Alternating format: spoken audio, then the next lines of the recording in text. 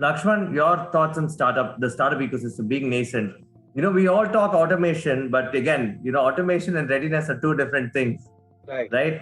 But I wanted your thoughts. How ready are they? What are your thoughts on founders?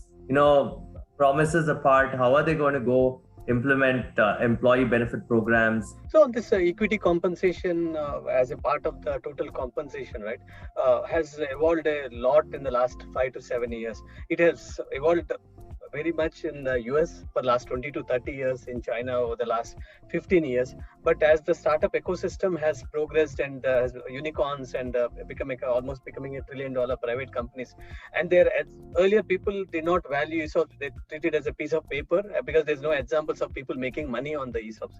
But once, whether it's US or in China, now in India, only once they see real examples of people making money on ESOPs and moving from one orbit of wealth to the next orbit of wealth, two people join different companies who are of same qualification at same level of experience.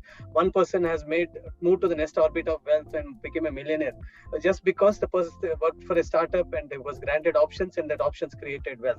Then that example start making a big change, and employees start asking for the equity. Earlier, ESOPs are only for some senior level people at the C level, COO, CFO, or the people who are bringing sales and stuff, for the top 3%, 5% of the thing, and ESOP for the first top 10 people in the organization. But now with ESOP is now being the progressive the startups. Now why a startup even with 3 to 4 employees is adopting Qapita? Because they want to, even when they start the first hires of 3-4 employees, they are granting the ESOPs for the 2-3 employees to start with itself. And so it has changed quite a lot in terms of granting of the equity.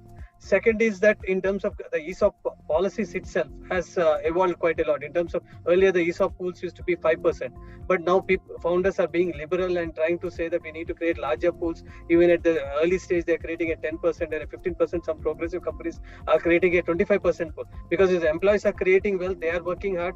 Even if people have smaller person as a founders have small equity, but it's part of a larger value rather than having big equity percentage in a small value company.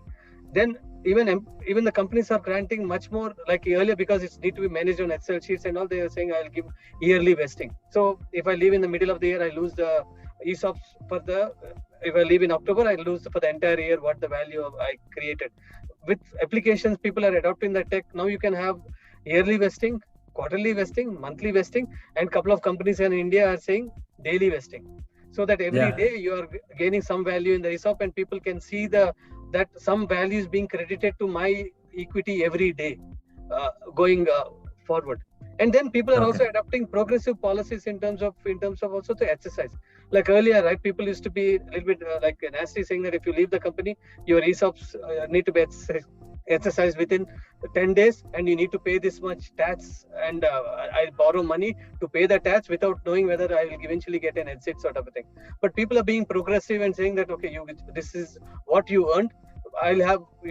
Some companies are giving almost 10 years to exercise, or some people are saying indefinite exercise period.